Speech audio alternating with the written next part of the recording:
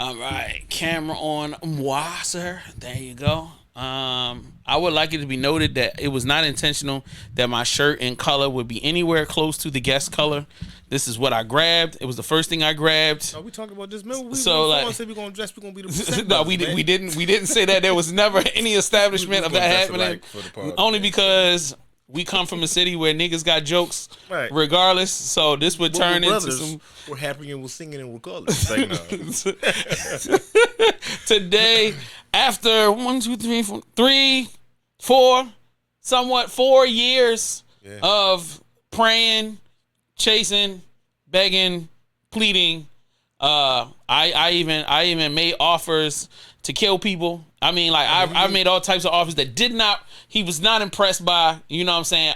This gentleman has been on the highways, he's been on the road, he's been in all of the classiest spaces, some of the hoodest spaces. This man has been on set to set to set. This man has been producing, writing, coordinating, screaming, hollering, laughing, and bossing up.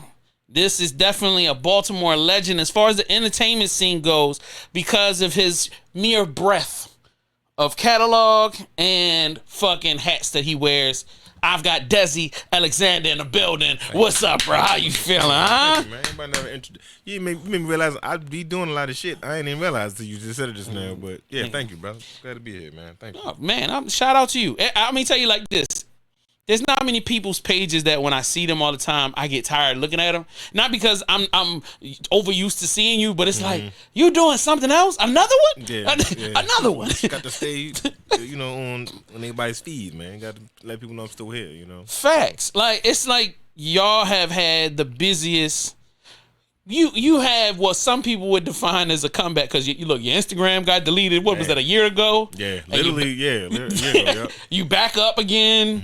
Look, a year ago, Jess said was like, I'm having a baby, and then it was just like, all right, well, what's gonna happen with that? And then she gets on to the Breakfast Club. So I'm like, how y'all going tour?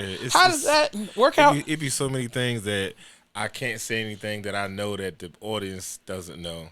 Right. You know what I'm saying? So I knew the whole plan of how she was going to do it, and I just watched so many people say, man, she ain't going to get it because she's going to and nobody apologized. Everybody just like, oh, it was all a part of the, okay. So nobody said, my bad, Jess. Even people from here that shitted on it. It was like, man, she ain't going to get the job because she talks too much. And they ain't even say, damn, my bad. We kind of miscalculated, but, it is what it is. I just try to make sure I support her and I just make sure I'm the Scottie Pippen in the situation when I'm with her. I'm Scottie Pippen, she MJ. So that's how I love that. I love that. Or Shaq and Kobe. We both tall. I'm the big brother and she's Kobe. So that's how we handle our situation. So I love that. I love that. So before we even get into that, because there's so much of your life, because you and I are somewhere in the realm of the same age. I might got you by a year or two. I just hit 40 January. 40. I got you by 5 of them things. Okay, that's what's up. Shout out to you. So shout out to being 40, number one. Yes. But let's go back. I want to go back to the beginning. You know what I'm saying? Normally I'm interviewing singers and rappers. And the first question I ask is, what was the predominant music played in the house before you could touch the radio? So now I'm saying before you could touch the television, what was the predominant content? Even with that, with the music, it was just Temptations, the Four Tops, that whole Motown era, the whole Marvin Gaye era, and that was in the living room. And then in the kitchen, my mother had the radio. She just played all gospel, all the old school gospel music. Word. You know what I'm saying? So it was like a mixture of the two. So my father had this record player with the little glass top. That The old school joint. Stereo under there. So y'all had money. My father. Yeah, they just know how to collect. They just collect, but that was the old school. And like we didn't really get a touch of the hip hop until, of course, being around the radio. Once we got a hold of it, when they wasn't around, I couldn't get my hands on it. I didn't have no control over it. You know what I'm saying? You hear it, but you can't touch the radio or the TV. Facts. So my brother introduced me to hip hop. You know what I'm saying? So in that time period, so what were the things that you loved? The first things that you loved coming from the hip hop culture? Tribe Called Quest. My brother introduced me to that whole Tribe era and all the people that was connected to Tribe Called Quest. You know, the what is it, the Native Tongues, Native called, Tongues. them, and then the Busta Rhymes, De and La the Soul, leaders of that whole era of music. Yep. And I heard Scenario was the first song I heard from that. So imagine a child hearing Scenario first. I almost lost my mind, man. I'm like, this, I can listen, this is music, I can find this song, you know what I'm saying? Like, lost my mind. My brother just put me on to all that stuff. And of course, Baltimore club music. Word. That was our, Baltimore club music. I saw the DJ movie tapes, you know what I'm saying? And my brother would come in the house with just tapes, and he was like, "Yo, you gotta listen to this." And then that Scenario, man, that took me. I was hooked on hip hop after that. You know That's crazy. So you had a genuine connection with hip hop. Yeah. My first things that I fell in love with was like MC Hammer, Kid and Play, like, you know what I'm saying? I wanna rock. I'm listening to the you know what I'm saying? What is it? I'm about to say DJ Booby, but no. What is that? House music and stuff like that. Yeah, like, house music, all of that shit. Ain't that You know, funny Doodoo Brown. It's like I didn't even look at MC Hammer and Kid and Play like hip hop. I looked at them like Pop music. Not even pop, just like legendary, like movie type of people. They transcended a different style of just music in general, because MC Hammer was a whole movement. Facts. And nigga had a toy, nigga had cereal, Yep. The cartoon, the clothes, Kid and Play too. I didn't look at them as the same as hip hop to me when I was little. So, because I got to see them a lot, more on TV and movies and stuff. But that's crazy. No, that's deep. That's deep. I didn't know enough about hip hop as a kid to distinguish between the two. It's like, these niggas rapping, this must be what hip hop is. And that was just my personal experience. And I didn't really start understanding what hip hop was until I'm late part of high school. So like, until I really fell in love with Mobb Deep and I could recite every song back to front. I can recite all of it was written. And then now people is like, no, this was real shit versus the bullshit. You start seeing the beef. You start seeing the You start seeing the life of stuff that they talking about. Exactly. You know what I'm saying? But hip hop was just so much fun when I was little. Like, listening to all that whole era of music, because it was just like talented people just coming, all the colors, the styles, the clothes they wore. Yep. I was like, man, Chris Cross, nigga. The individualism is crazy. Yeah, yo, like, I ain't know who I want to be like. I just know everybody was just so cool with him. And I got so tired of listening to the Temptations all the time. I go to school talking about, David Ruffin. My classmates like, who the hell is David Ruffin? I'm in the first grade talking about David Ruffin. Like, y'all ain't never heard David Ruffin? Yeah. That was me in elementary school. Let's talk ain't nobody coming to see you, Otis. Let's talk about damn David Ruffin. Kids don't know what the hell I'm talking about. But my dad kind of infused that music. Like, that's why I like so much old school music now, because like when you were a kid, you hate it. You know what I'm saying? But yeah, man. So now the same question goes for comedy. Okay. Before you could touch the television, what was the things that made y'all laugh as a family? What were the most comedic elements? It was of course Bill, Eddie, and Richard.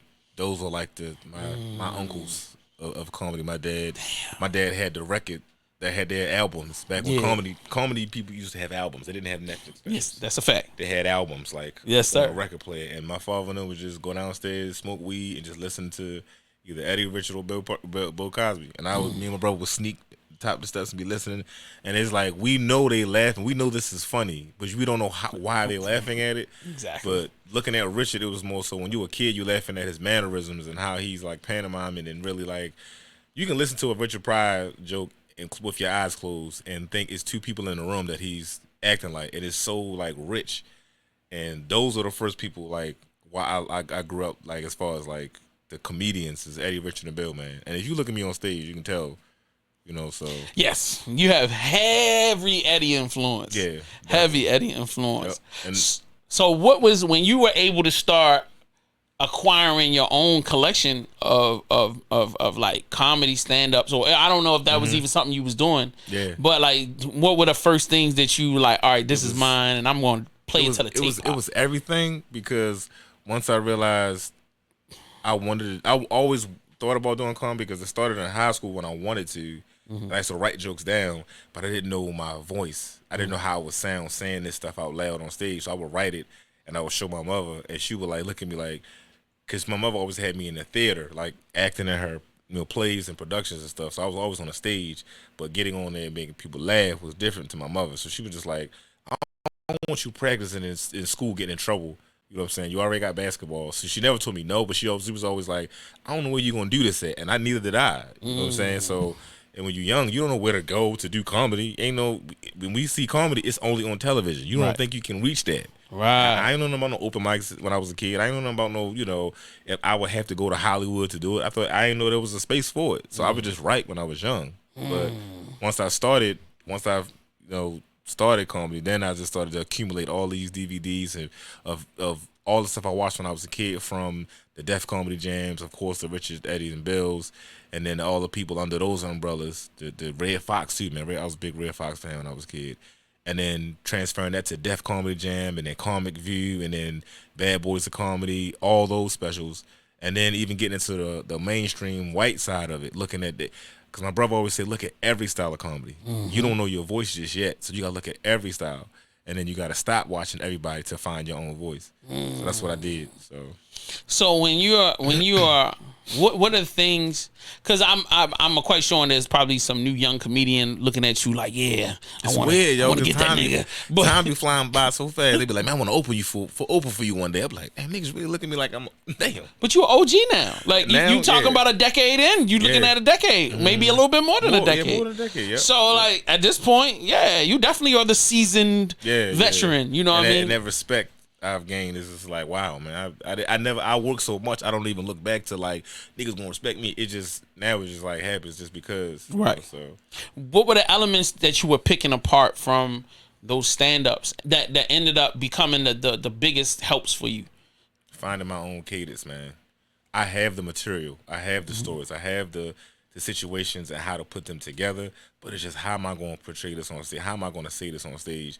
And it's like all you have to do is just like find your voice within your voice, because I'm nothing like in real life how I am on stage. You know that. Like I'm just the quietest to myself, calmest person off stage. I gotta find out who that nigga up there gonna be, and it's like you gotta turn the lights on when you step on that stage, and that's what it became. Me just focusing on tweaking my voice and the math of making the joke and the timing of it good enough to talk to the crowd about it. So that's what it's about. It's your cadence, the math of the joke, and how you deliver it. So how has your content grown as you've grown? Like, and what causes the growth spurt in the writing? Because all right, you a kid, so it's like, yeah, I be farting, and then like I shitted on it. You know what I mean? Like it starts like that, but then as you get older, now you can start talking about politics. You start talking like how, like at what points was it natural? Was it you all right, this shit working for a time period, and then niggas going, this shit old. Yeah. Like how what forces the growth out of you most of the time? I think being around kids made me funnier. Honestly, well, like I would have never expected being a teacher and having my own kids, it made me way funny. Because like, of course you got your jokes that just like blah blah blah, like everybody just laugh. But the jokes that stick to people, that make them love you for life and become your fans and become attached to you, it's just the kids, man. Because like it's hard. It's way easier doing stand up versus trying to keep the attention of 20 kindergartners. That's what made me strong on stage, because I would have to try to teach. And teachers don't get enough credit. You have to be super creative to keep their attention. And every teacher has their own little hook. Some teachers bring in material. They have little colorful outfits they wear to make the kids focus on them little subliminal stuff. Me, it was just being real and open with them and relating whatever the lesson was to my life. And once I started talking about, like, when I was y'all age, they would just all like sit up and want to listen to whatever new story I'm about to tell them that relates to them. Then I would infuse whatever I'm teaching to them in that story.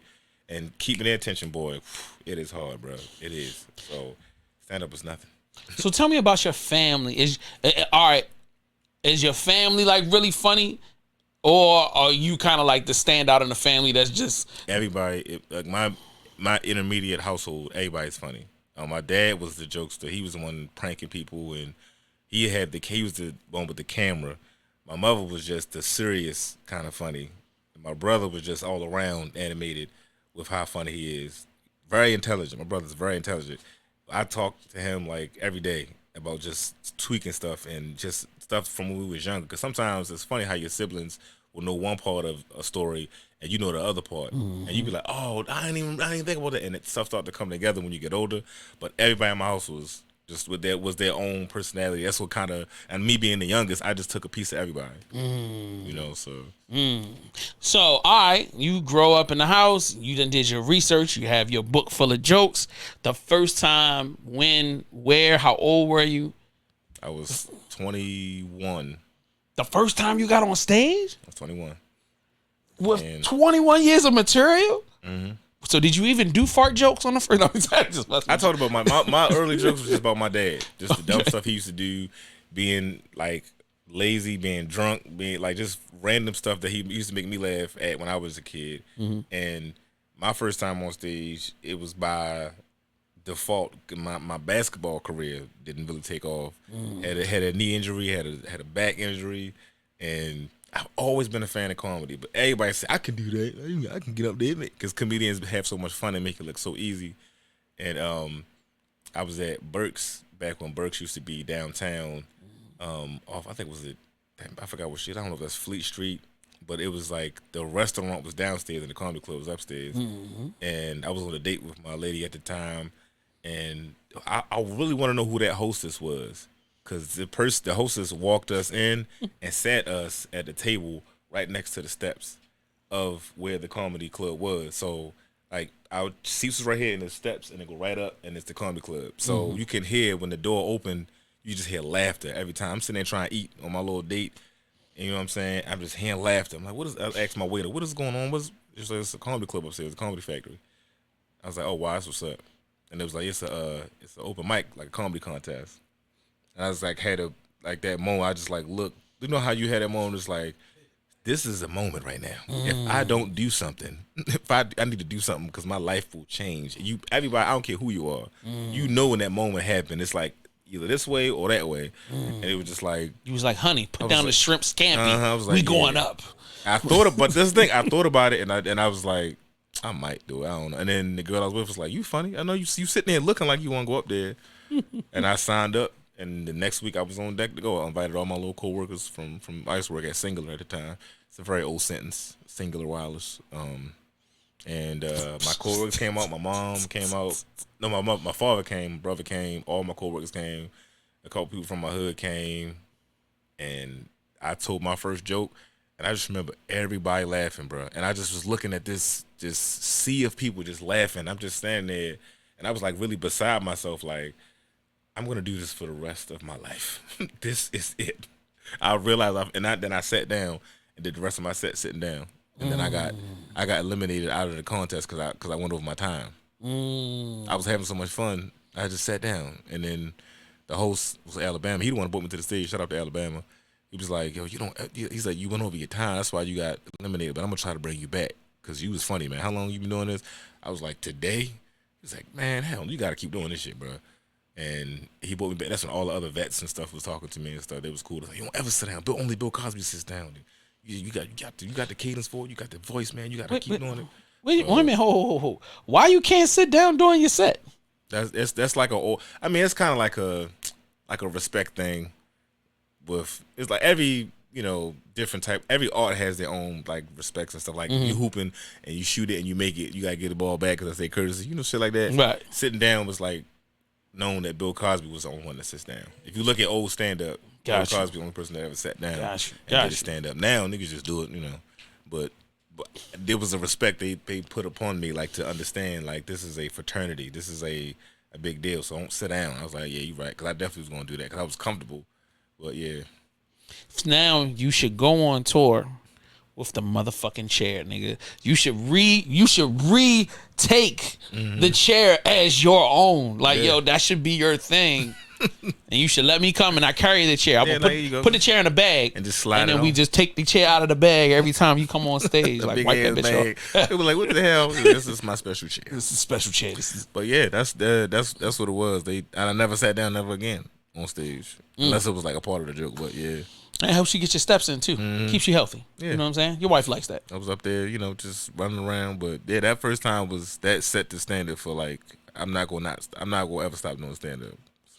So, all right. So you're in Baltimore. You're doing stand up. You're 21. Fucked up back, fucked up knees, because the game didn't work out for you. You know what I mean? So now you're getting a name for yourself.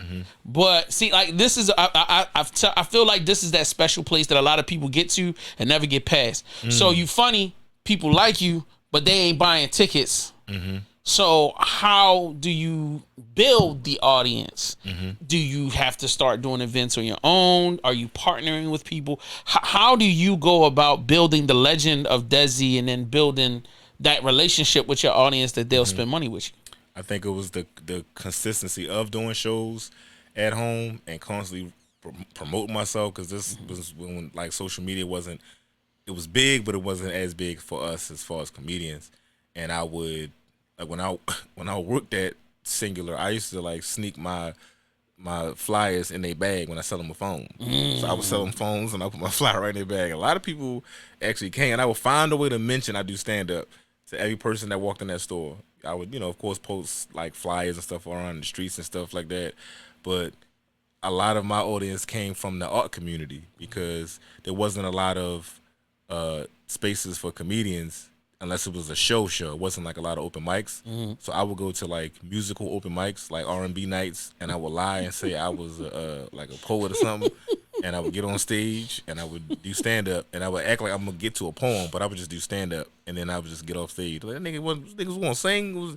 He was funny. What the fuck song he gonna sing? And after a while, those open mics kind of had a little love and respect for me, so they expected me to do that after a while, and they would let me.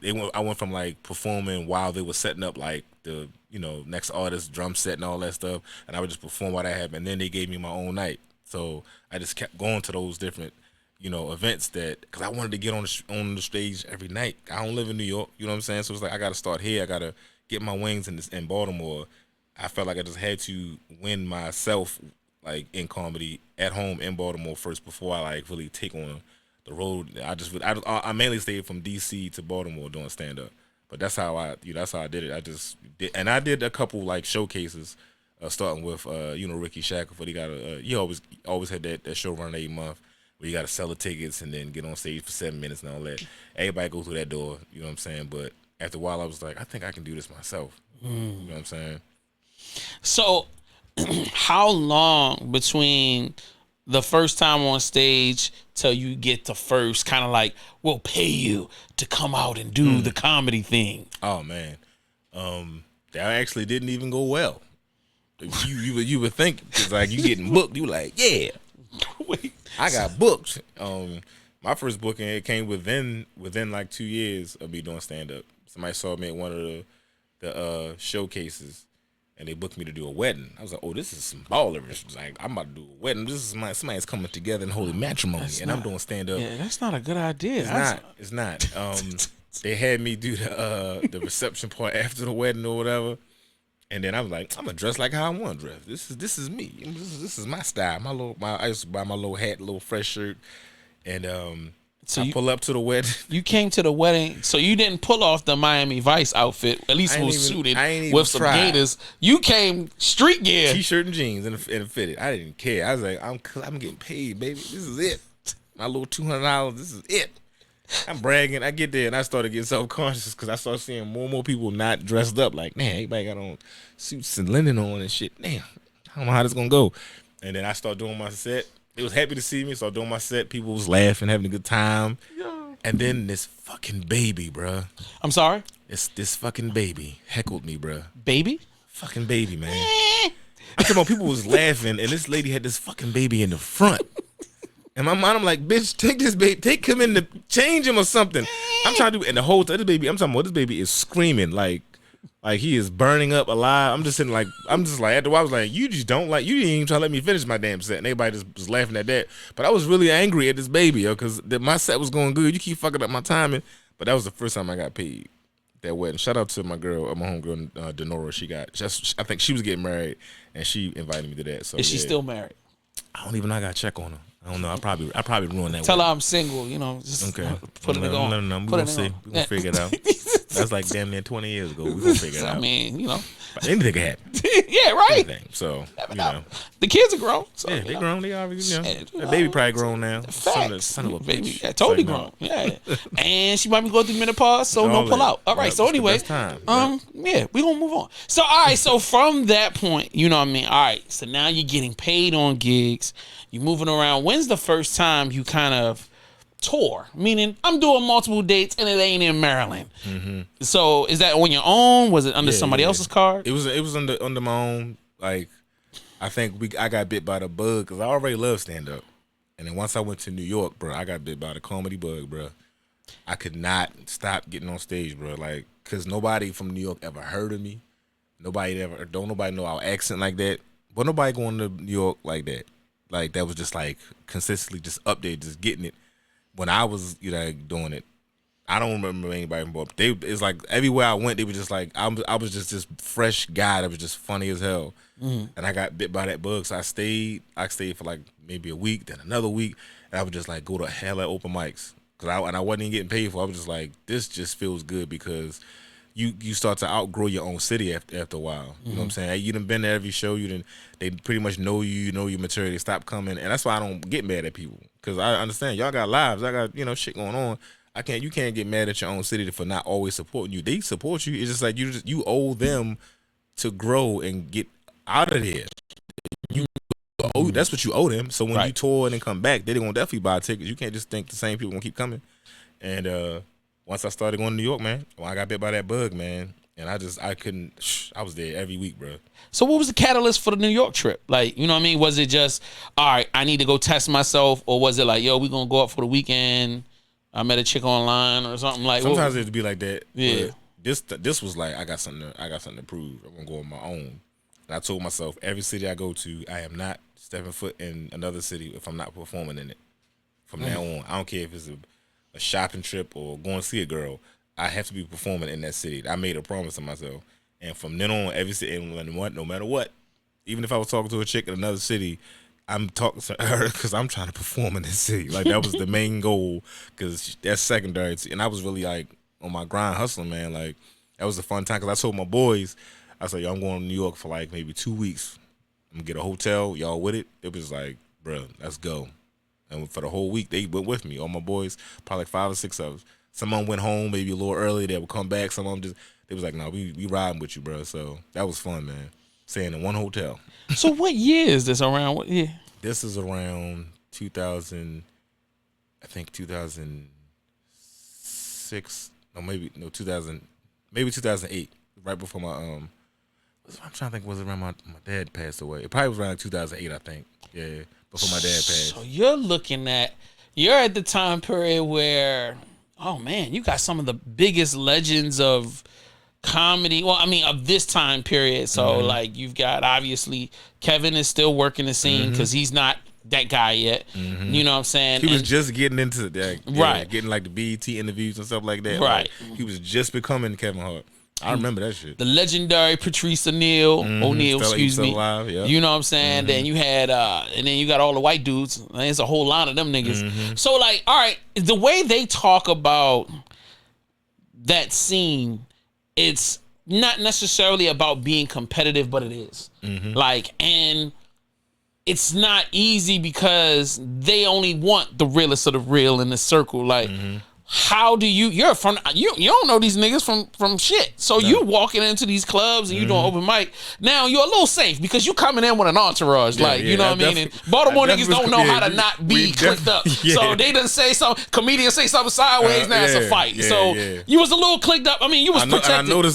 I noticed that. Like, comedy, of course, in New York and everywhere sometimes can be a little cliquey because everybody trying to move a certain way. But I noticed it was real cliquey because like all the New York comics were just kind of band together because they all was either from New York or they all came from other cities or they all worked together and they all trapped. So it was a thing I noticed early. But me rolling with my guys, they were just like, no, none of us are comedians. We just here all with Desi. Right. You know what I'm saying? So, and seeing that, it wasn't intimidating to me because I was like, I get it. I understand because in Baltimore, it's cliquey in Baltimore. So it's like how it is in every city. So did they show you, like, any kind of like open arms, kind of like, oh, come on in, and we kind of love you? Actually, the best comedians were the ones that show love. The ones that like I can't take from you, you can't take from me. Like I'm already dope. I see you dope. That's how it always is. Like it be the ones who really on their shit and they ain't got nothing to prove because they're already really good. It's always the insecure ones who really ain't that strong on stage who give you a little, you know. You're gonna take my spotlight. Yeah, they feel like you. I'm not. I can't take from you because you ain't me. I'm not. I can't. Mm-hmm. So and I felt that a lot of times from other comedians and comedians, female comedians too. Like I felt that from both ends. But it's like I'm so like focused and one track minded and my ADD. I can't focus on that. It's like my brain got to be like locked the fuck in, man. So I ain't paying it no mind. I remember, you know how you just take note of it, like check mark that motherfucker. Okay, and you keep it moving. That's how it was. I ain't stick to the.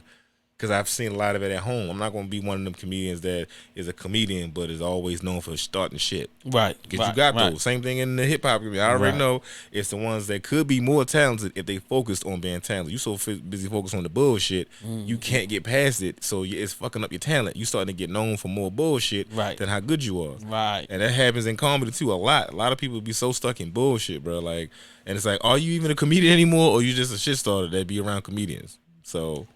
Good question. Yeah. That's a good question. All right, so now you've done time in New York.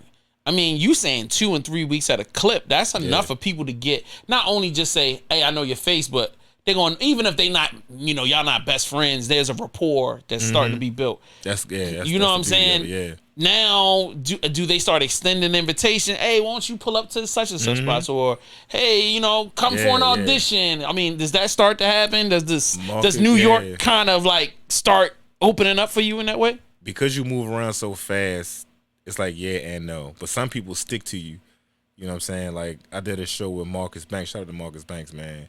And that guy has always been because we was both at our levels, and we both at our levels now because we always stayed doing it. And I had one gig that I was booked for, he was booked for, and we did the same show. And it was such a raggedy ass spot we did this show at, but it was a paid gig, and we just like became like the best of friends. Every time I go to New York, I would reach out to him, man. So he was like one of the first New York comics who was really in contact with me. Like just as we grow in comedy, we always make sure we keep each other up to date with stuff, man. But yeah, it's like it's so fly by sometimes. Some comedians, it's like when you see them, y'all hanging out, and then like y'all just go on your own little paths and stuff. But they become your friends too. Damn. So how do you start outside of? Because I feel like booking as a comedian is pretty much basic. Hey, come this day, this time. You've got X amount of time to perform. We'll give you X dollars. But when you start moving outside of just doing the stand-up behind closed doors and you're in front of a camera, I feel like that's when it gets complicated because now you exist as two beings at one time. You're a writer, which has its own complications if you're being on camera, but then you also are the performer that has its own accoutrement to it. So like, how did you learn to navigate that? Did somebody come along and be like, yo, I'm gonna manage you? Or did you have to like learn through trial and error? Like, how did you start learning the business side of the comedian world? I think it was just like a lot of trial and error. A lot of, trying shit out and it not working. A lot of taking chances, shooting my shot, not giving up, saving a lot of my material, just pushing forward. I mean, I've had, management before, but it just didn't work out. Just wasn't, my thing because I move a different way than certain managers are, and I get it. No love lost. It's just like you just got to look at it like, all right, this ain't going to work for me. So the way I move, nah. And with that, you start to like just build relationships, man. When you make moves to these different cities and be around these different comics, sometimes you got to reach out to them, different comics and different that are booked for shows. You got to just talk to people, man, just see where their heads at. So, but as far as the writing part of it, man, as far as like the movie side, I don't not write. Like a lot of times people thinking I'm scrolling on my Instagram and looking at twerk videos and shit. I'm like looking at notes because I be feeling like, yo, this could be the one. Or this gonna work for somebody else. This joke may not be for me, but because I write for other people too. Right. So it's like I know this may not be mine, but I'm gonna chop this bitch up to make this good for somebody else or some whatever script idea. I just gotta write the premise of it, the whole synopsis, and then leave it alone for a while. Come back to it. That's like my way of like just that's my way of just doodling. My creativity. I gotta feed it. You know what I'm saying? That's fucking deep. All right, we're getting along in the journey. You've established yourself. You're touring now. When do you meet Jess? At the open mics, man. I used to have an open mic at Downtown Cultural Arts Center called the Why So Serious Thursdays, and it was like I was going to do it just for comedians, but comedians ain't got no damn money. So when you go on the open mic, you gotta be some money circulating to this building. So I said I'm gonna open it up to every artist, man, and that's why the art community got such a love and respect for me in Baltimore, because I used to hold that shit all night, and it was so much fun, man. Like you got people, I would have people driving down from Virginia, driving down from Desi, New York, just to get on stage to perform 1 or 2 songs. And that list used to be long as hell. And I used to be like, I'm not leaving until everybody get a chance to perform. And that was like such a love everybody respected me for, because other places, they would leave other open mics just to come to my shit, because I knew they knew it was going to be open up late. Because they knew you was going to be there all night. They knew I was going to be there all night. And I would have like different little sponsors come through with their food, come through with their liquor. And we just gonna be here all night. Let's get it. And it was so much fun, man. Like that. And I used to tell everybody when hosting that, I used to tell everybody, yo, we gonna be on tour. We all gonna be doing our artist shit, man. So this is where we finally tune our shit. And those people, the main people that was there, all of them are really doing their shit now. And they always tell me like that. Used to always say, yo, anytime you this is where we in the gym. This is our gym right now. We all gonna be like one of my boys. Shout out to Mateo. That nigga, he be touring. Like composing music. He actually scored one of my movies. It's Quasi. He's touring. He lived in Vegas for a little minute. Kira, he's touring. He's going to fucking Tokyo. Like all those people that used to be there every night tripping with us, like just doing our songs. Everybody really like is working. The ones that really grind. Right, took it serious. That's deep. That's the but I met Jess at the open mic. But she used to like sit and watch first. Because this was one time she started to come up, and she used to do a lot of like her videos online at work. You know what I'm saying? She used to do Cool Sundays with Cool Ant. Shout out to Ant. And I met her at Cool Sundays, and then she came to Why So Serious a couple times, and then she was like, "I'm gonna do it. I'm gonna get on stage and do it." And then once she started doing it, she started getting comfortable, and she would always refer to me because I would like give like genuine advice, and then she used to book me for her. She had a showcase at I forgot the name of the spot, but I think it was off of Harford Road, and a hustler's always a hustler. Yeah, she used to she would hustle. What was it called? No, it's right across the street from this big ass parking lot. Damn, what was the name of that shit? St. Mary. I think it was St. Mary's. No, St. Mary's is on 25th Street. That's on 25th. Not St. Mary's. St. Mary's on 25th. It's gonna come to me later. I know it is. It did have a big ass parking lot though. You was close. Yeah, but it's on Harford Road, and she used to ask me, "Can you close me? Because I can't, pay his other headliner. He asked for a whole bunch of money because I got niggas looking at me because I got a lot of followers. They're like, you gonna pay me all this money? I'm like, yo, I will headline because I got mad jokes. Remember, I was teaching. Right. I got mad stress. I would love to headline. I got mad material, and I would just do her night, and I would just kill her. I would just headline her show, and she would practice. This was her practice, her getting on and off stage hosting. Right. So that was her smart way of getting her material up and getting her stage presence up, going on and off stage, bringing up comedians, say a joke in between, bringing another comedian up, and I was just headlining. So after probably like 3-4 months of that, she was like, yo, when I go on tour, I'm taking you with me, yo. He was like, I appreciate that. That's good. I've heard that 1,000 times from the biggest of the biggest comedians. I just be like, all right. And then she was like, nah, I'm serious. I'm gonna take you with me, yo. Like, you gonna have to quit your job. I'm serious. And then I found out wifey was pregnant. See him just patting her on the head. Okay, little buddy. I was just like, yo, I really do hope, this when I was Uber, this when I was Uber and lifting and shit. And wifey was pregnant. I was like, because I had just quit teaching to take on stand up, and then she got pregnant. I was like, oh shit, now I gotta get on double time.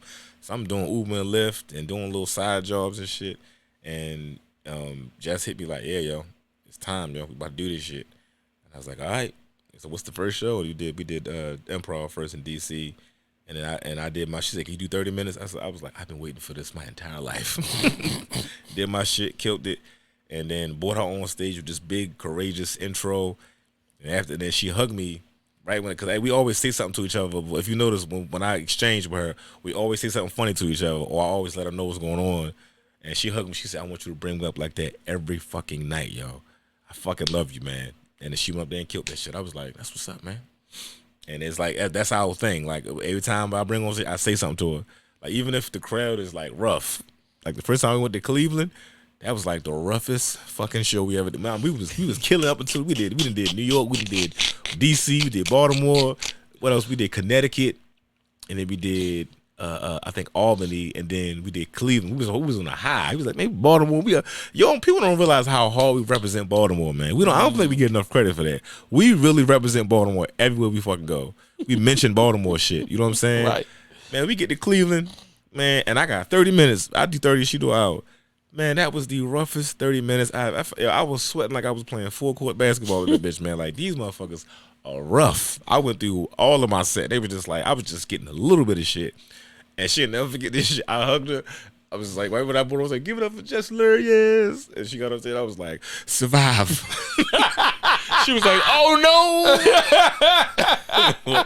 But you know, the people came to see her and she killed that shit. But it was just funny, like an exchange. Because when you gotta remember, when I first started going on tour with her, ain't nobody come to see me. Right. It's a fact. They come to see Jess. Jess, you know, the openers don't be getting no love. Y'all gotta respect these motherfucking openers, man. Respect the features. These motherfuckers are killers. Future headliners. These niggas need to be funny. Some of them, yeah. Some of them. like, can we start with that? Can we start with them being funny? You can get all the laughs you want. Funny ones. Yeah. Respect the funny ones. Yeah, most man, definitely. Bryson Brown, he featured with Bruce, man. That's my nigga, man. Strong as hell. And I can tell, like the first time I hosted for Bruce, that made me so much stronger. And Bryson Brown was strong as shit on stage because I killed it, and I was just like, whoever come after me gonna have to kill it. And he went up that motherfucker and ripped. But he torn with fucking Bruce, man. You know what I'm saying? Like, watching Bruce was like, this shit made me relive comedy all over again. That nigga been doing it since the 90s. Yeah. Every night. I'm talking about, that's what I'm saying. It could be he's a murderer, man. When it comes down to the comedy. Murdering, and I got so much of a respect for him. I didn't even meet Bryson yet, but I did my set, and I had this whole intro. I like to give people their respect when I open for him. I had a whole thing that I listed all of the movies he been in, his whole catalog, and I made that shit sound so sweet. How I introduced him, he's been on this, that. Give it up for Bruce. The whole crowd cheered, and Bruce ain't even walk on the stage. It was just like literally like 5-6 minutes of nothing. I was just like, the fuck was that? And then his music comes on. And his music said everything that I just said. His intro music already did what I just said. And after the show, it was like, yeah, Bruce want to talk to you. I was like, oh shit, I thought I was in trouble and shit. I just got finished doing the show with TK Kirkland. He don't let you do shit on stage. Don't do no crowd work. Don't talk about relationships. Don't curse. I'm like, god damn. So after that, I'm like, I don't know how these OGs are. You know what I'm saying? They said Bruce want to talk to you. Man, I go in the back. Bruce was like, man, let me tell you something right now. You's a funny motherfucker. They loved you. I don't give a fuck what you do. If you got to bring a bitch on the stage and fuck up the ass, do that shit. I like you. You want to watch some Bruce Lee videos? I said, man, hell yeah. You want a donut? I said, fuck yeah, man. What the fuck? I sat backstage a whole weekend and ate donuts and watched Prince videos and Bruce Lee videos of Bruce. How many people can say they did that? Yeah, that's and just talk about comedy. That was one of the greatest weekends I've ever had in my life with a comedian, man. And I got so much stronger after just being with him one time, just talking to him. So you're going through these beautiful experiences. I need to ask, all right, what's your favorite place that you be like, every time you see the tour list and that city comes up, you like, fuck yeah. And then tell me which one you go, damn, I gotta work. Atlanta. It was New York, because New York was like my other Baltimore to me. But Atlanta and Chicago and New Jersey. I love going there, man. Cause that's Atlanta, man. They come to have a good fucking time, bro. I don't know if it's cause I ain't from there or something, but it's something about just being in Atlanta, bro. It's just so much love from total fucking strangers, bro. Them people do not know me, yo. And like the first time I went, it was weird because the comedians, it's also kind of a who's who place, so you kind of gotta have a name for like the people who are doing it to kind of like look at you a certain way and talk to you. Because when I was back there, wasn't no comedians talking to me, wasn't no all them influencers that was there. When they heard Desi was gonna be there, they thought it was Desi Banks. It was to the point where a nigga came to the door and was like, "Yeah, somebody here to see you." I was like, "Who the fuck is? I never even performed in Atlanta like that before." I go to the door, nigga was looking at me like, Oh nah, I don't know this nigga. Like no bullshit. And then all the other comedians in the back, nobody would talk to me, yo. I never forget that shit. And then Jess was like, "Don't get." It's 2 green rooms in the comedy theater, and I was in the green when they had my name on it. And the niggas in my green room, smoking, ordering food. I didn't know how the order went. I didn't because every city has their own thing. Like, maybe this is where all the comedians hang out, but nobody paid me no mind. You know what I'm saying? And Jess like, "No, come here, y'all." And she had me in her green room, and the other comedians was like, "No, that's what they be doing. They be like hang out in there." But no, and then when I went on stage and ripped, all them niggas was talking to me.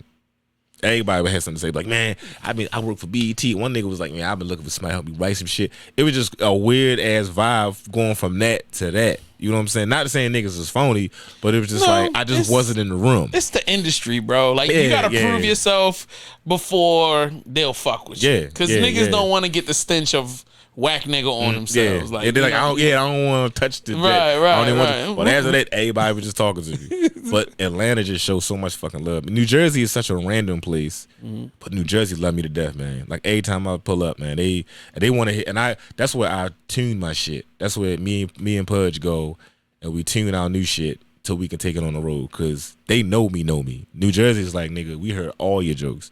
We want to know what's going on. And how you gonna tune some new shit? We want to hear this shit. And I didn't talk to them about everything. You know what I'm saying? That's why I love going to Jersey. But New York is where, that's where I got my wings, I feel like. Other than Baltimore, New York is where I got my wings at. But yeah. So the hardest spot, the place when you see it on the lineup, you go, I know I gotta work when I get here. Like they ain't holding they want the best of the best from you every time you pull up, and they ain't accepting nothing less. You know what I would say? It wouldn't even be a city. It just be rooms with high ceilings. Let me get deep on you. The venues that we know of that have higher ceilings, the laughs don't hit you immediately. So it fucks with your conscience while you're on stage. There's a certain rhythm when you say a joke and the crowd laughs, and it hits you, and it gives you the timing to rev up the new joke. And go back. But those venues that have high ceilings, it's rare. It's really rare. But it's a venue in San Antonio. Is it San Antonio? I know it's in Texas. They got a high ceiling. It's another one, and it's hard to pronounce. It's in New York. I see the wording in my head, but I can't say. It's like, dang, what's the name of that venue? It was snowing hard as shit when we went. We went twice. It's like Asherston, New York. Asherston. Oh, I can't think. I went to public school. They got a high ass ceiling, and just always come in the back like, I ain't like that crowd. I'm like, nigga, they were laughing because I was sitting on a level with them, but we can't hear it because the fucking ceiling's so high. It's weird, yo.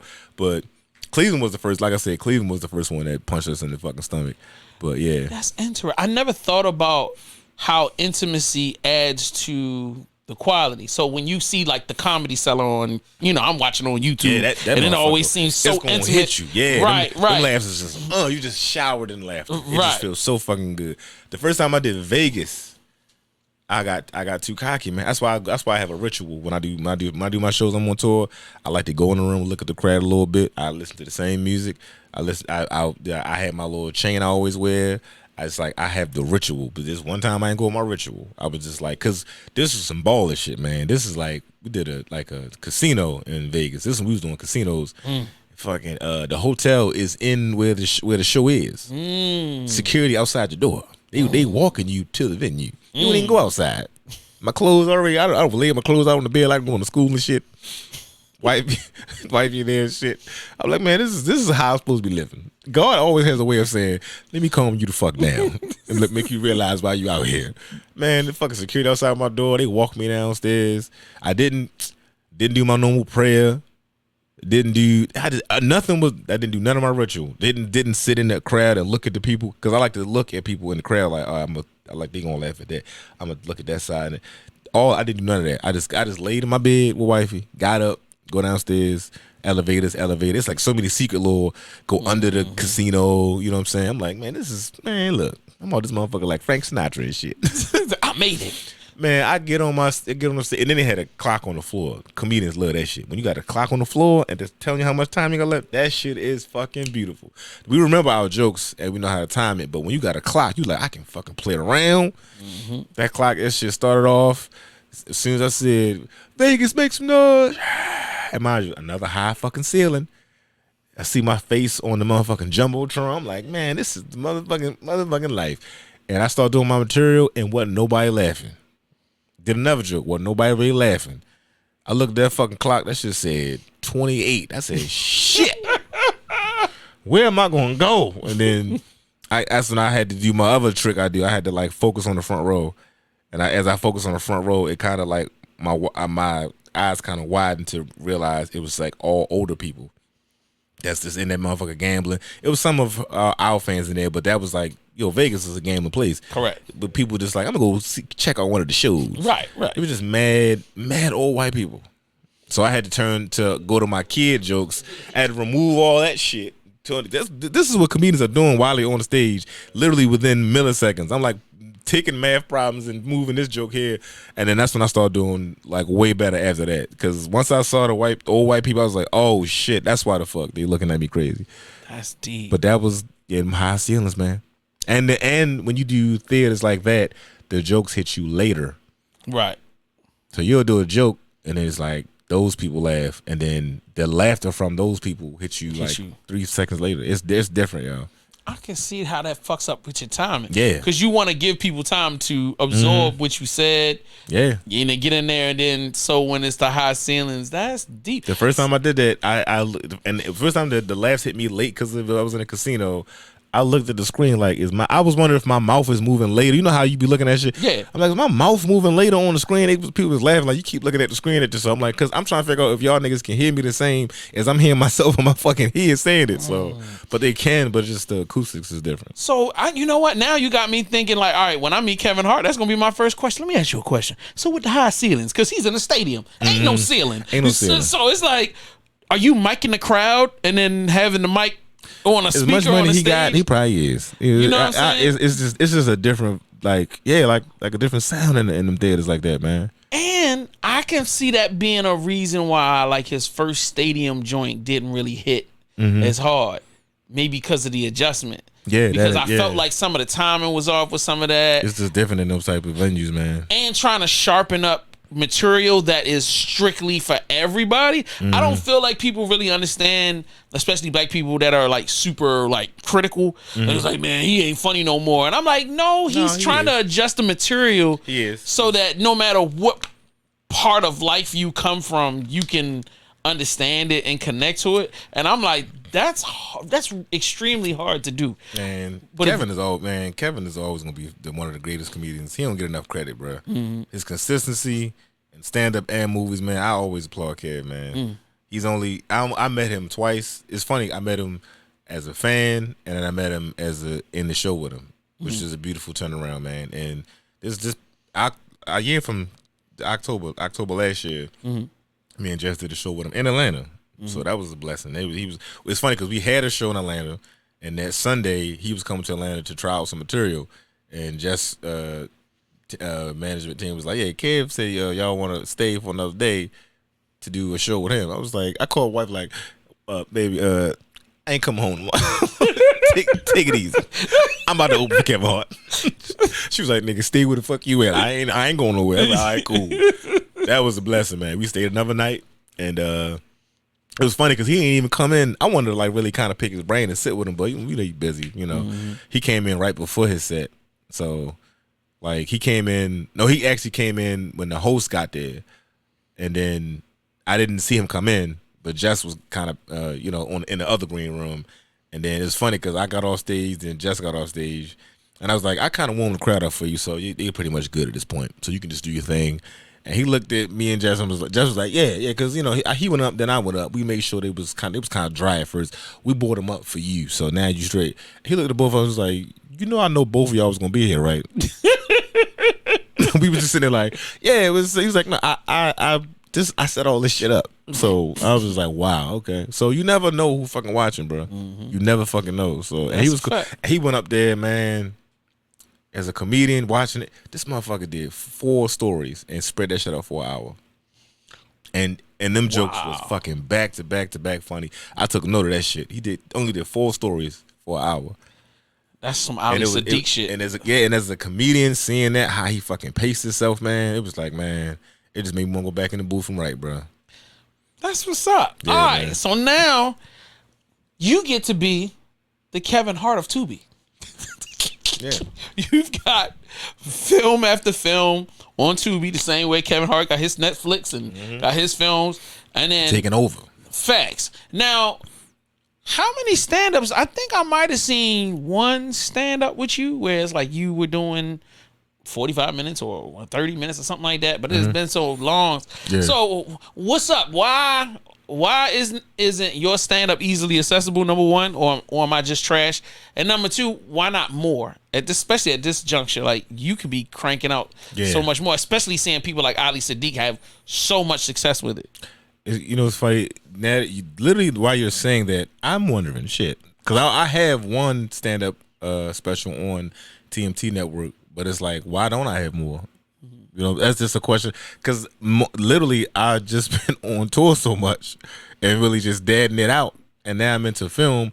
Who knows? I do need to have a special one there. But it's like, and you trying to maintain your social media shit. It's just like shutting down one thing to make that grow. I think that's what it is.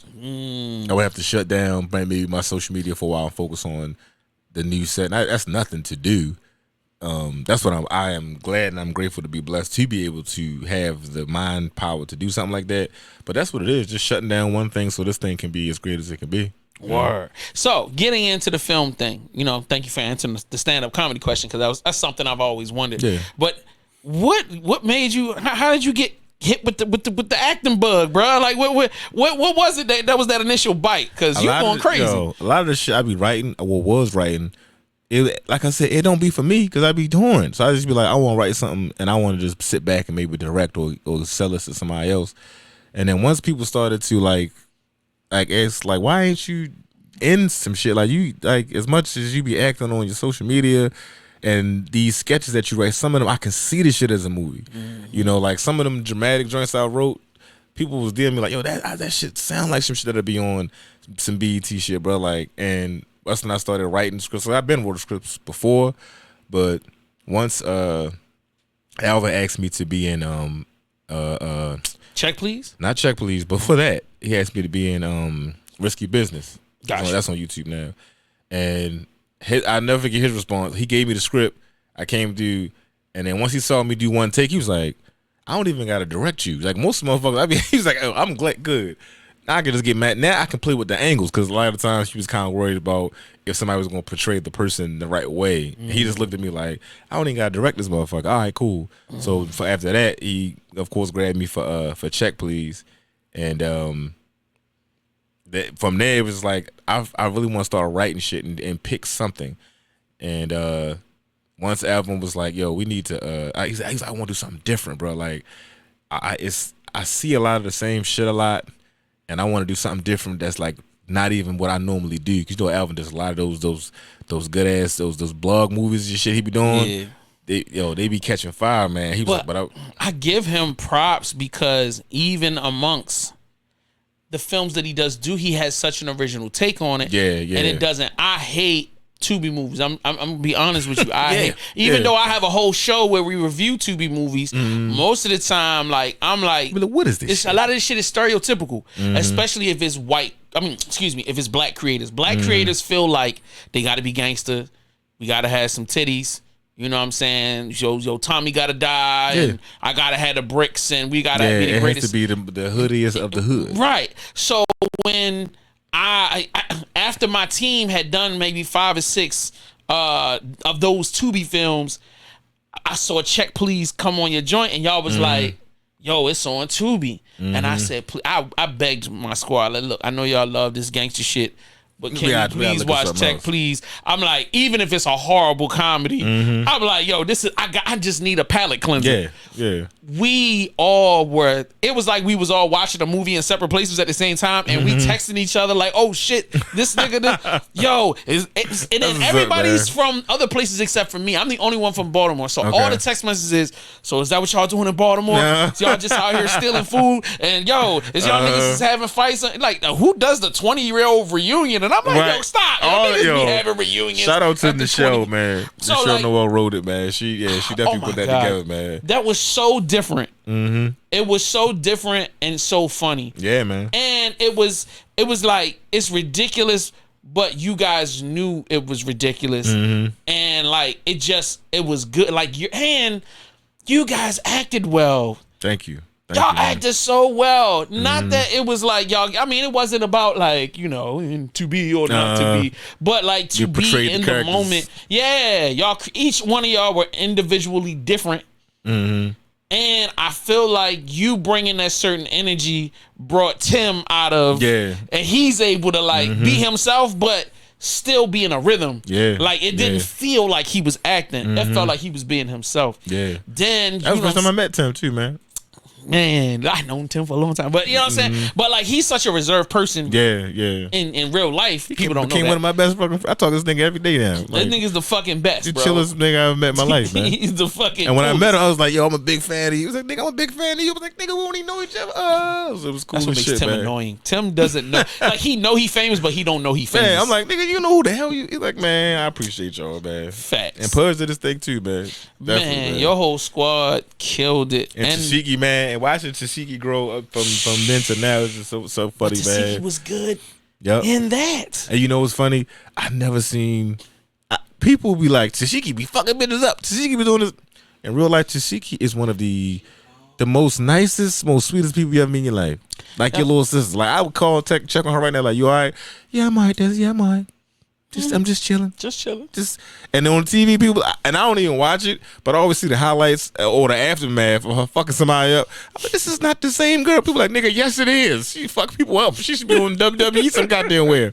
I'm like, I don't know who y'all talking about. That's why I don't watch. I think that's why I don't watch it, because I only see Tashiki as my little sister, the homeless girl who don't be. Because even on set, she was so shy. She was so like self-conscious. Did I say that right? I don't know what I'm doing. Yeah. Like, Tashiki, you got this shit, man. Once she start hyping up, then she start doing her thing. But no, man, that's her, bro. That's the only way I see it. I'm sorry. I love you. I feel like, not trying to take no credit away from anybody, but I definitely felt like you were quarterbacking it. And they were all kind of looking to you for. So as long as you were exuding confidence and you were breathing life into the scenes, you could see everybody feeding off of each other, and you saw the energy of it. It was like a band, like we was all giving each other solos and shit. Exactly. Even that one scene where like one of my homeboys, I didn't even expect this nigga to walk in, but there was like a scene at Tashiki's house or whoever's house it was, but it was Tashiki's house in the film. Oh yeah, and the guy walks in, Logan, and who the fuck is you? Yeah, right, yo, my man Logan. What Logan going? And they like, yo, who the fuck is you? What you doing in here? Yeah, man. Like, I was like, yo, this is the craziest. It's like we all looked at the script and was like, oh, we gonna make this shit. We gonna color this shit all the way out. So yeah, man, that was fun, man. And we shot that shit in like a week. That's crazy. In 1 week. Are you serious? We was Alvin. Let's just try to pound the pavement hard. Let's just get all our scenes in. We filmed it in a week. And I remember because at the time I was managing Tim, and I'm running up on him to help him out with something we was signing him up for. He had something he was doing, and I came out and I was like, he didn't tell me the details. He was like, I'm shooting a film and I'm with Desi and all that. And I was like, all right, I know Desi. He's like, you know Desi? I know Desi. All right, cool. I pull up. There you go. Tim's that's my guy, man. And then it's like everybody in there. I know this nigga. I know that nigga. What's up? That's how the first day of shooting was. Once we came in there and saw everybody together, like, oh shit, man, like. The chemistry, it was weird. Everybody was nervous. Are we gonna do good? It's like, this is really happening because you see all the lights and stuff. And then once we said action and we started to we got like 1 or 2 takes in, then we was like, all right, let's get it. Now we all homies now. We all friends now. So it's beautiful, man. Yeah, man. It was such a unique story. The ending was cool. Yeah. The ending set up for the sequel. I said they gonna do a sequel to this crazy ass shit. We still be talking about it, and we still got damn group chat and shit, man. So yeah, man. And from that now comes my all right. I'm on this nigga page, this nigga Alvin page, and I'm like looking at other stuff that he did. And I'm like super impressed, bro. Yeah. I'm like, none of this stuff is stereotypical. Like even the one I just saw, what was that? The one, it was like an off take of Diddy, and it's supposed to be like African American Psycho. American Psycho, yeah. I was like, nobody would have put those together like that. I would never have done it. And the way he shot it. And the guy, that nigga looked like D for real. He really like embodied that, man. Like crazy. Yeah, man. So then the trailer for Flood comes out. Yeah. The only reason why he's here right now to promote that. You see, man. What is that? An hour in. Now we talk about Flood. So all right, let's go. We got to go back to the writing. Yeah. Who did you? Was this your idea? How? What were you smoking? Was it a nice sativa? I feel was it like an indigo? It was one of indica? one of them things I said I really want to see this movie. You know how I made a movie for guys, man. This is like the guy's guy movie, but at the same time still a little love story in there. But it's like I want to see some action packed, crazy storyline, some double crossing. Like not even shit ain't got nothing to even do with drugs. It's just this is just like I'm trying to think. I can't even name it. It's like you got one spy group and it's like espionage. It's all types of it's action. Some of the shit. I'm not even funny in the whole movie. I'm dead serious the whole movie. No jokes. I don't tell no jokes the whole movie. You just shoot niggas. It's a thriller. It's all that shit, man. Like when you see this shit, it's like on some fucking Kill Bill, Tarantino type shit. Then it's on some Power type shit. It's all that, bro. I'm telling you, this is for us. So how long did it take for you to write the script? Maybe I would say like 2 weeks. 2 weeks to write from beginning to end? Mm-hmm. How many passes did you have to do? Meaning that once you write it and you had to go tweak it, how many passes did you have to put on? I just went straight through because I write a lot in one session, and once I feel like my brain is empty, I'll be like, leave it alone, Desi. And I'll be like 20 pages in, and I know like this is what I have to get this out of my head now. And once I get certain parts out, once I get the beginning and then get to the second act, everything else is good, is easy. And this is one of the movies that the third act don't die down. It's shit still going on. You know what I'm saying? Like, and when you see this movie, you're gonna be able to tell. Like, Desi is a Marvel fan. He's a Dark Knight saga fan. He's a fucking Tarantino fan. You're gonna be able to tell all that shit. You're gonna be able to feel that shit. But it's just our version of it, and it's so fucking good, bro. So how long did it take for y'all to shoot this one? Did it take? Let me see. This probably took like. Probably like almost a month, if that, maybe 3.5 weeks, because everybody's schedules was kind of all over the place, and it was like kind of like wintertime, because the scene I got fucked up, it was coming over hitting the ground, and it was cold as shit. I won't forget that. Yeah, like when you portraying falling on the ground and it's cold, that sidewalk hit you hard. And she be like, "Was that good? Because I don't want to do this shit again." But that was like, yeah, probably like 3.5 weeks. Yeah, aside from like pickup scenes and scenery shit and B-roll. Yeah, the meat and potatoes of that movie was like maybe like 3 weeks. Word. So you have a premiere coming up. Come on, man. You got to promote, man. This is the flagship, man. We out East Point, man. The flagship cinemas on the 16th, and this is like the premiere of all premieres. I'm gonna be I'll probably take this on the road. Because I'm already touring doing stand up. Why not tour and then show the movie a couple times? You know what I'm saying? But the premiere is on the 16th, Saturday on the 16th, and we will be showing Flood, the action thriller adventure movie. This is what merchandise do we get to purchase? Is there gonna be posters, T-shirts? We will have that, but right now, purchase tickets. Well, yeah, that too. I'm saying I'm going to purchase it at the venue. I'm thinking about it. I need a poster for the studio. Because like, and this is what I'll tell you that I also wanted this movie, the characters. Like, taking 50 Cent's advice is key. That nigga said, don't focus on these big acts and these big actors and trying to book the best. Focus on talent. These motherfuckers in this movie portray the shit out of these characters that I wanted, man.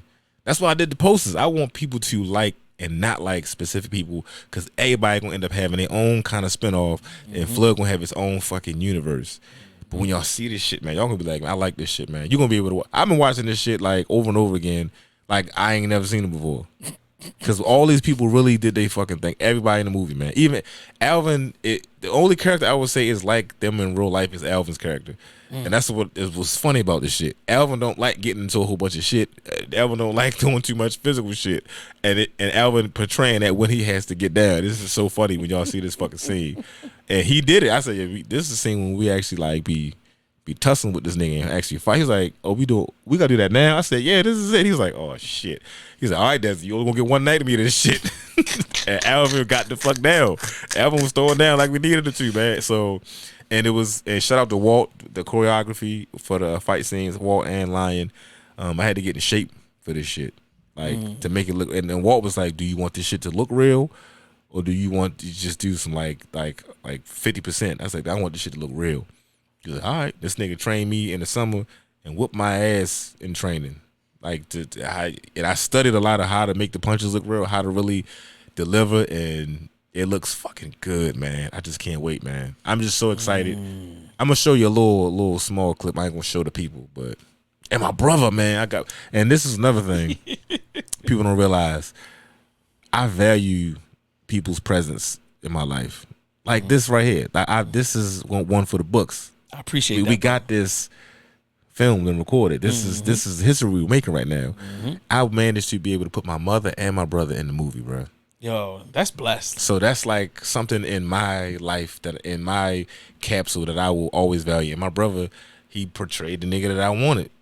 And I'm kind of like my brother in this movie. I'm kind of acting like how he act towards me, being really protective of his brother. So I kind of studied his demeanor to be this person. And my mother is my therapist in the movie. So, and it's funny because it's like a full circle moment, because my mother always put me in her plays growing up. All of her plays, she would just come in my room, throw me a script. Your name Junebug this month. Study it, remember it. I'm like, Ma, I'm like fucking 8. I don't feel like it. But that really gave me culture. It gave me, be ready. I hated that shit when I was a kid. And it gave you the skill of being able to hold a lot of stuff in your head. Yeah. So when you're on stage or you're on a film set. She was a writer, man. That's where I got my writing sense from. And I was able to put her in there. She all self-conscious. Did I do good? I'm like, Ma, you did your fucking thing, Ma. Come on, Ma, you did your... And it's good to me. I can direct her now. Back in the day when I was a kid, she had to be, steady, get on your mark, eyes front. I'm like, all right, Ma, goddamn. So now I got to do that to her. But she did her thing, man. She gonna love to see herself on screen. I'm so proud of her, man. I can't wait. We're going to be in the building. The whole Baltimore city has got to come out to support this. Now, being a fan of the television show, where are the rest of the fucking episodes? Where can I see all of the rest of the seasons of the show? Of tonight's special guest? Yes, sir. Not on Amazon. I think I have... Once I do the app again, because I had a Red Eye Valley app. That's a film company I just started. It's Red Eye Valley Studios, Red Eye Valley Films. I had an app, but you got to be a little bit more bigger to get the people to buy into the app. You got to get more people to subscribe, because I had it and all the episodes was on there. Right. But it's like, it wasn't making no money, to be honest. I would suggest using a service such as Patreon, whereas people can subscribe monthly. Yeah. The money comes out. But also Patreon has it to where people can buy the individual products. Okay. So, like, say if they just want the stand-up, they can buy the stand-up. If they just want to get the series of the TV show, you can set the price to whatever you want. But then people can have that monthly subscription. That way, they can continue to support you over time. And you can make it as low as $3. You can make it as large as $200. And it doesn't cost you per month. It's like you set it up, and then you get money, and they take a small percentage. Okay. A little 8%. They ain't going to hurt you. I was thinking about doing OnlyFans. I was going to do a little foot page and then do a comedy on there, but, as much as you making a joke right now, OnlyFans, I'm a tech guy. I have OnlyFans. OnlyFans, the tech for sales is the best in the market. Like, so being able to do like, all right, I can give you a free 30-day subscription, but then it ups to $10, or I can give you a 3-day subscription for free. Like, that type of stuff helps bring in audiences, you know what I'm saying? Or like also, getting people to subscribe and then being able to sell stuff through the DM. Man, they make it though. These hoes can get all type of paper. Bro, any girl you go on their page, man, they have the little link. You click. Oh, she already butt naked. Damn, she already butt naked. Yeah, I mean, she ready for you. It'd be 20% off today. Today, it'd be like free, but then $5. Like, damn, man, you doing it too? Damn. Everybody naked. But hey, the pandemic help people. It really changed people's perception of content, bro, and respect for themselves. It's like, man, look, I got bills. Man, let me get butt ass naked, man. I know a girl that work a regular chill ass day job, bro, and she got her OnlyFans, and she's mad because she know the creepy guy at her job subscribed to her shit. She got like 2 subscribers, and she be like, I know this man is subscribed to my shit, because every time he come to work, he be looking at me. I'm like, you do what you gotta do. I tell you something, because I got a lot of friends that work in the world, and one girl was like, yeah, my uncle subscribed. And like, she be busting it open, doing all type of shit. Wow. And I'm like, well. You got to take the good with the bad. I'm like, hope that nigga tipping. Jesus Christ, man. But yeah, that shit funny though. But imagine having somebody that you freaked out by at your job, but they just look at you every day like, "Good morning, Sonya." Thanks for that drop last night. But he don't say nothing, of course. But she like, I know the look on his face. I know he subscribed because I only got like 2 subscribers.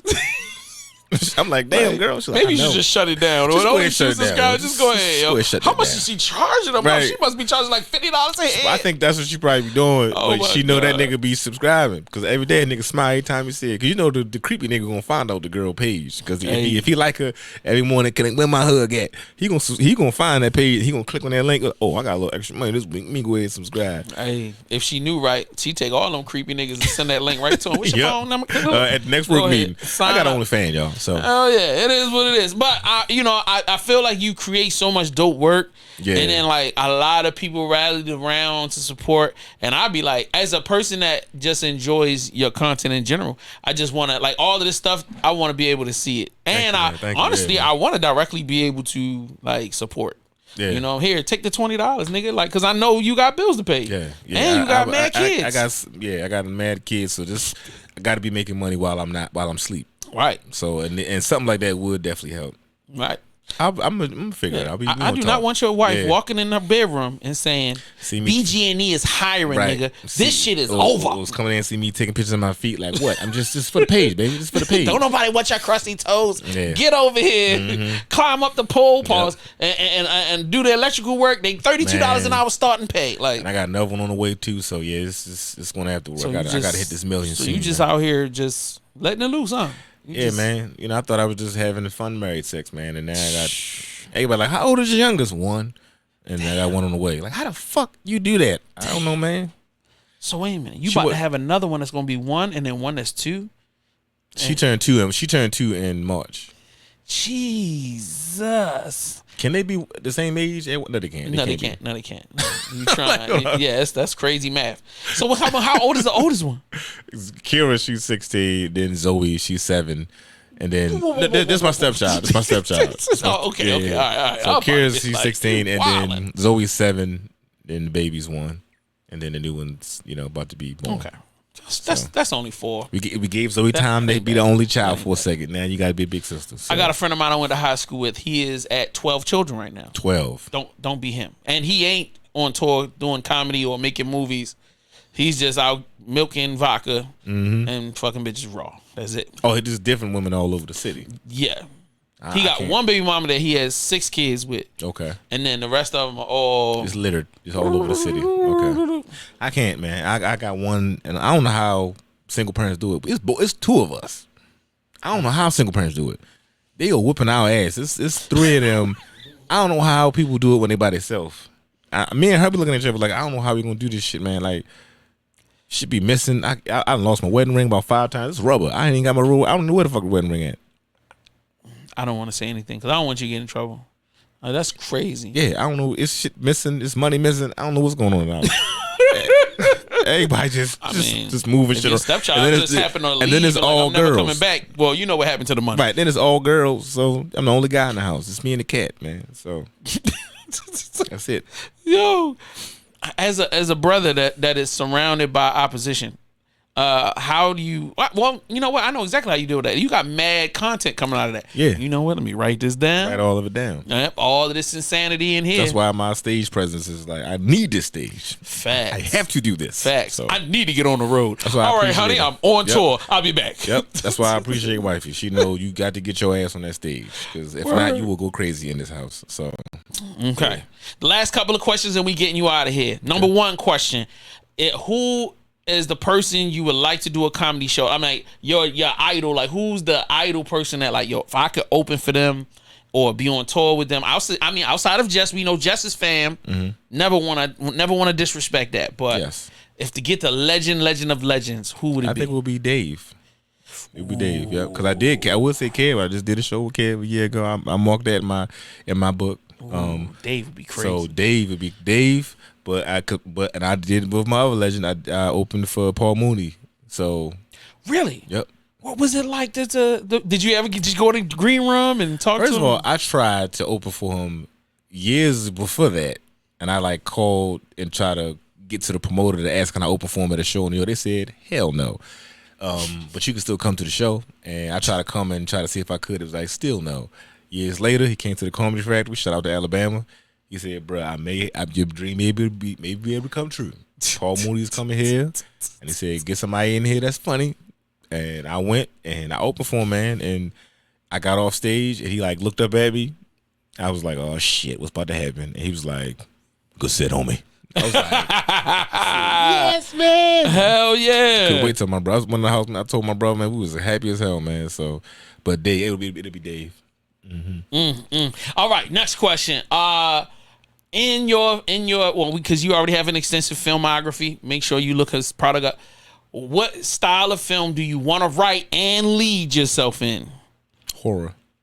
A good one. Yeah. So if somebody gave you the budget, they gave you the $20 million budget, we going horror.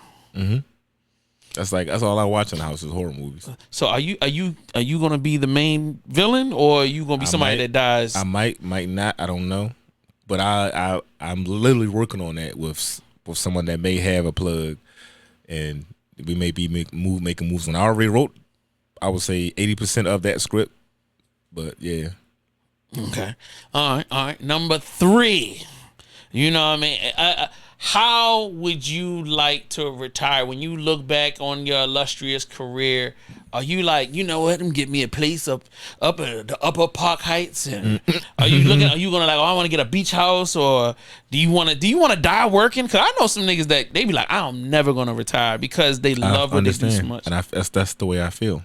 I want the goddamn statue. That's what I want. I know that may be one of those far things, but I think I want a goddamn statue. But ultimately, I just want to see my kids just eat, man. And whatever they do, I just want to see them eating. I don't know I think Zoe may end up being a comedian. I don't know. She'd be getting in trouble in school for talking too much and shit, man, being Miss Personality. But I think she out of everybody, I want to see her do stand up. But other than that, I just want to see my kids eat, man. Okay.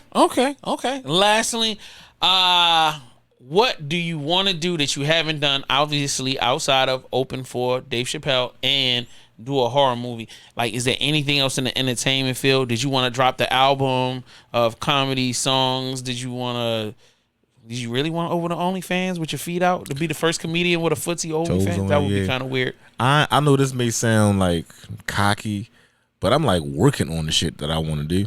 And it's probably going to happen because I'm working on it. I don't even look at it like something far away.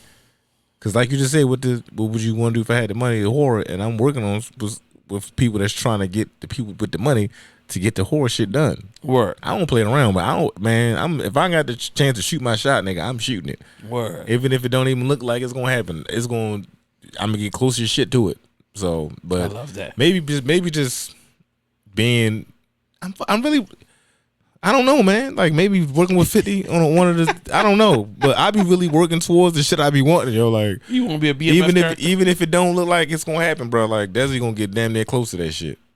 That's how I am, man. So I love that. Well, it seems like you happy. It seems like you living the life that you want to live. You happy. You know what I'm saying? And you're grounded as hell. You're not arrogant. You're not egotistical. Thank you. Which I find that to be weird, but. Yo, God loves you and I love you for that. You know what I mean? Too, you know what I'm saying? Thank you, man. All right. With that being said, is there anything else we need to promo before we get up out of here? Go to the website, man, comediandesi.com. All the tour dates, the movie premieres, the online, the OnlyFans foot page. It's all on the website. It's like, no. But yeah, man, make sure y'all look out my social media, Desi, Famous for Real, Instagram, Desi Alexander on Facebook, and just support live comedy, support this movie. Thank y'all. Man. All right. Make sure if you haven't done so, you see the sign. It says Aries Lounge. Look that up on social media somewhere, and then you'll see me come up. Or follow me at JS1THASUPPLIER. Also, by God, Brandon Derrick on the engineering tip. Make sure that you have 2 things when you reach out to him, a bag of weed and a bag of cash. And that way, all of your editing dreams will come true. So if it don't, then don't expect him to respond. That's just how the game works. And, I forgot my last question. Why the fuck does your Instagram page keep getting deleted? Yeah, that first one I got scammed. Oh, okay, gotcha. They call it copywriting trolls, but that's a whole other thing. Mm-hmm. But I'm back up. It's it was a stressful time, but I'm back up. So and it's funny because if that didn't happen, I may not have done this movie. That's because I'd have still been on tour focusing on just stand up probably. That's crazy. So that had to happen. Shit. So damn, that's a motherfucker. Well. Yep. All right, with that being said, we'll check y'all next time. We appreciate y'all jumping them comments. We out.